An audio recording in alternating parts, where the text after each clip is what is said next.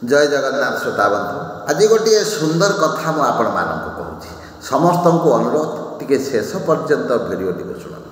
आजिकल संसार में आपण मैंने जहाँ भी देखु लोक मानकर स्वभाव अन्य मानक विषय किसी ना कि कहे आपण यदि भल कर्म करूँ आपण को निश्चित भाव में कहे आपण जदि खराब कर्म करूँ निश्चित भाव में कहे कहीं लोक मानकर उद्देश्य अन्य मानक कथा सब बेले कहवा ताले थरे भगवान शिव को माता पार्वती पचारुचंती हे प्रभु टिके संसार रीतिनीति उपर मत टिके कहतु। से समय भगवान शिव कहते पार्वती को हे अंबिके अंबालिके आज चल तुमको कहबी कौन प्रकृत आम देखीदबा लोक मानकर चिंताधारा अन्य मानक किभली भाव में सब बेले कहवा अन्य मानक विषय किभली भाव में खराब कथा कहवा। से समय कौन कले ना भगवान शिव कौन कले निजर से षंडटी को वृषभटी को कौन कले गोटे घोड़ा करदे एवं शिव भगवान निजे गोटे युवक होगले एवं माता पार्वती को गोटे युवती बेश करदे। दुहे कौन कले गोटे चारि छक जाए ठिया हेले। प्रथमे भगवान शिव कहते पार्वती एमाने तो रूप बदल कहले पार्वती वर्तमान कौन करवा तुम्हें खरा बेल समय पूरा 12 घंटा समय कौन हो घोड़ाटी को धरी माँ पार्वती कौन कले घोड़ा उपरे बसिले भगवान शिव कौन कले तले चाली चाली जाउछन्ति। से ही समय कौन कले पार्वती गोटे साई भितर को चाल प्रवेश करवा जेते बेले गोटे साई भितर को जाउछन्ति लोक माने देखुछन्ति से ही समय कहउछन्ति केते द्रुत नारीटी खरा बेल समय सूर्यंकर प्रचंड रौद्रताप अंड्रा लोकटा पुरुष लोकटा चाली चाली जाउची किंतु नारीटा ऊपर बसी जाउची आ मुह को चाहिना कथा नुहे। से ही समय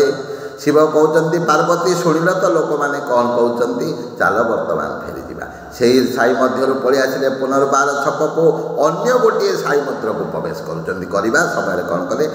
से ही समय पार्वती चाली चाली जाउछन्ति शिव कौन करछन्ति घोड़ा ऊपर बसिछन्ति जेते बेले साई भितर जाउछन्ति लोक माने कहउछन्ति खरा बेल समय भेंडिया पुरुष लोकटा स्त्रीटी को चलई चलई नौची किंतु से घोड़ा ऊपर बसी थम थम हो जाउछि आर मुह चाहिबा कथा नहीं। से ही समय शिव कहउछन्ति पार्वती शुणिल तो कौन कहउछन्ति लोक माने वर्तमान दुईटी साई सरीगला वर्तमान चाल टिके तृतीय गली भितर पशिबा कौन कले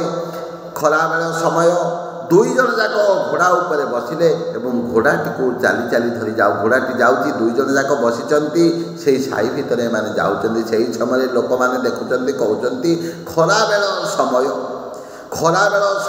घोड़ाटा मरीजीव सुखी सुखी किंतु दुई जन पुरुष स्त्री भेंडिया होइचंती घोड़ा ऊपर बसी कहीं जाउचंती एमानको मुह चाहिबा कथा नहीं। से ही समय शिव भगवान कहते पार्वती शुणुच तो कौन कहते लोक मैंने चतुर्थरे पुनर्बार फेरी आसिले छक को आउ गोटे साई मध्य को गले जेते बेले जाउचंती दुई पटे दुईटा लगाम को धरिचंती घोड़ार शिव गोटे पटे चाली चाली जाउचंती आ गोटे पटे माता पार्वती जाउचंती घोड़ाटा मध्य चाली चाली जाउची खरा बेल समय जेते बेले चतुर्थ नंबर गली भितर प्रवेश कले लोक माने देखुचंती कहउचंती केड़े बड़ बोका लोक जाक खरा बेल समय प्रचंड खरा पाखरे गोटे घोड़ा अच्छी दुई जन जाक मूर्ख न होते घोड़ाटी को चाली चाली धरी जाउचंती ऊपर बसिकी तो जाते। से ही समय भगवान शिव पार्वती को नहीं आसिले आसी छकरे ठिया हेले कहले पार्वती कौन जानिल कौन शुणिल लोक मानकर चिंताधारा है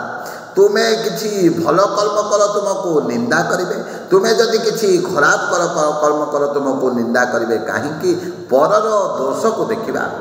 सबुबले लोक मानकर चिंता होता है किंतु सबुबले मन रखु जेते बेले आमे अन्य को गोटे आंगुठी देखौचे निज पट को 4टी आंगुली रोचे तेणु सेल्फ एनालिसिस करवा दरकार निजे कौन